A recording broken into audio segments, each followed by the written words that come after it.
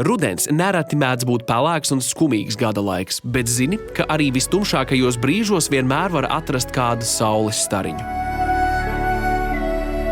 Šodien ķepa uz sirds ciemojas pie ģimenes, kurā prieku ienes vairāki pāri ķepu, skaļas rejas un sajūsmā kustīgas astes. Šis būs stāsts par mīlestību, kas dzimusi pašā melnākajā dzīves posmā.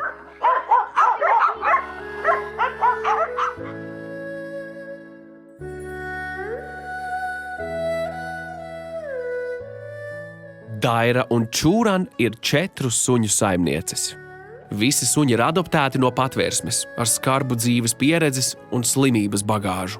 Veltīt savu ikdienu suņu glābšanai ģimene nolēma uzreiz pēc tam, kad pavisam negaidot zaudēja savu mīļāko draugu, sunīti Pipu. Tas bija tiešām melns periods, bet mēs tam izgājām cauri kopā. Viņai tas bija mīļākais suns, un mēs jutāmies kā zaudējot ģimenes locekli, kā zaudējot bērnu. Tas bija ļoti smags laiks. Tāpēc mēs pieņēmām lēmumu, ja mums ir pietiekami daudz naudas, ko mēs darīsim tālāk, un mēs nolēmām, ka atbalstīsim dzīvniekus, suņus, kuriem nav māju. Dairas un Čūran mājās miera ostu atraduši gados veci suņuki ar daudzām veselības problēmām. Tieši tādiem dzīvniekiem jaunas mājas atrast ir visgrūtāk, jo lielākoties neviens negrib uzņemties liekas rūpes un naudas tēriņus. Ja tu esi labākā situācijā, tad tu vari arī dot kaut ko atpakaļ, jo cilvēks pats par sevi parūpēsies, bet dzīvnieks tomēr nevar par sevi parūpēties. Un tāpēc, kad es esmu ārsts, Čūran jurists, respektīvi es kā ārsts es varu palīdzēt īpaši tiem slimajiem. Lai gan pagājis jau vairāk nekā gads kopš Pipas aiziešanas, ģimene joprojām mēģina sadzīvot ar zaudējumu apziņu. Plauktā stāv urna ar sunītes pīšļiem. Abas uzsver, ka pārdzīvojot zaudējuma sāpes, galvenais ir nepārstāt mīlēt.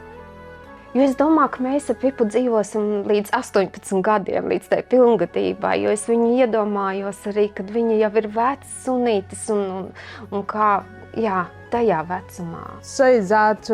Don't stop giving love. Es teiktu, ka nedrīkst apstāties mīlēt, tāpēc, ka tu nekad nevari paredzēt, kas notiks tālāk.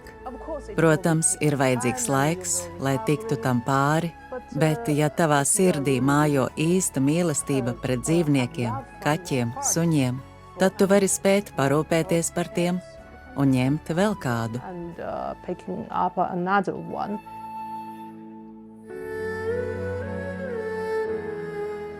Žozefīne pie ģimenes nonāca īsi pirms Ziemassvētkiem. Sunīte bija atrasta klaiņojam mežā, ļoti trauksmaina, nobijusies un slima. Iepriekšējie dzīves apstākļi Žozefīnei bijuši tik briesmīgi, ka viņa pat nezināja, kā uzvesties cilvēku klātbūtnē.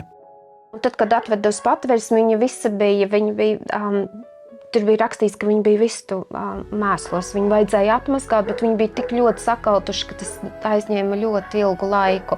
Un arī tad, kad viņa gāja pa lielajām darīšanām, tad arī varēja just šo te vistu smaržu. Respektīvi, tad viņi, acīm redzot, viņa bija dzīvojusi kaut kur slēgta kopā ar vistām. Čirkainā zefirka Lilija ir viena no pirmajiem sunīšiem, kas tika atvesta uz Latviju no Ukrainas kara sākumā. Jau no pirmās tikšanās patvērsmē Daira bija droša, ka vēlas viņu vest uz mājām, bet Lilija bija jau aizrunāta. Bet galu galā potenciālie saimnieki no viņas atteicās. To nobiedēja Lilija veselības problēmas.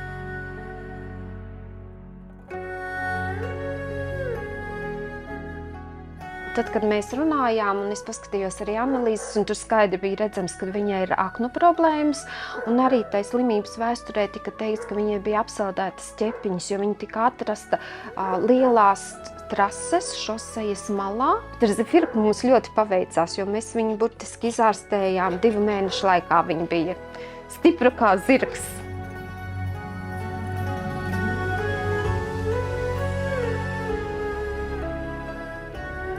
Arī Stjūī ir nācis no patvērsmes. Viņš ir vecākais ģimenes loceklis un iespējams arī pieredzes bagātākais.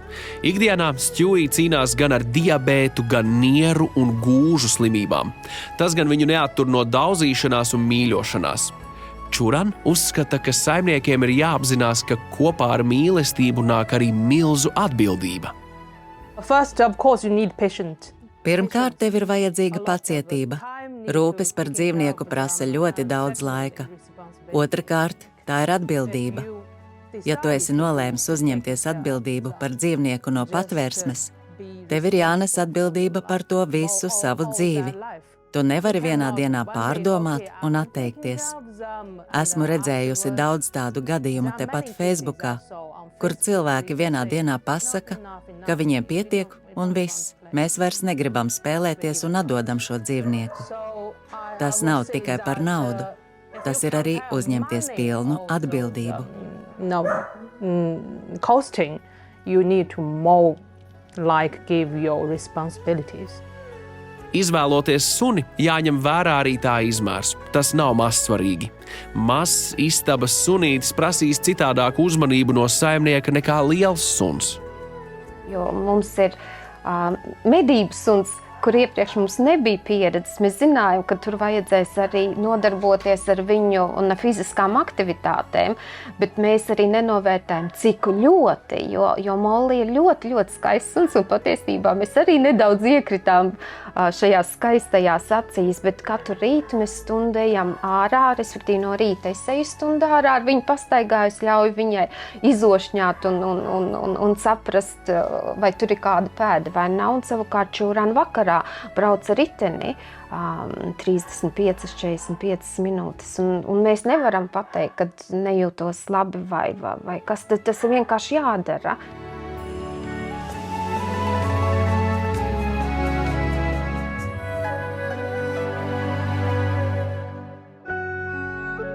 Suņu glābējas ir vienisprātis, ka dzīvnieku adoptēšana mainījusi ne tikai abu ikdienu, bet arī personības. Augusi nevien atbildības sajūta un pacietība, bet arī emocionālā inteliģence. Because we learn from them. Mēs mācāmies no viņiem, mēs vienmēr sakām, ka dalīšanās ir rūpja izrādīšana. Mēs esam ģimene, mēs mīlam viens otru. Un tas, ko es tagad mācos, ir runāt skaļi, jo dzīvnieki nevar nolasīt no tavām domām, ka tu mīli viņus. Tas ir jāpasaka skaļi. Hear that you love them. Par saviem labajiem darbiem abas pateicību no suņiem negaida. Vislielākā alga ir piederības sajūta un īpašās emocijas, ko suņi sniedz katru dienu. Loyalty. Lojalitāte. Bez nosacījuma mīlestība. Yeah. They will just loving without any. Mīlestība bez nosacījumiem, jo viņi neko neprasa pretim. To nekad neviens nespēs iedot. Viņi sniedz mīlestību, kompāniju, visu. Everything.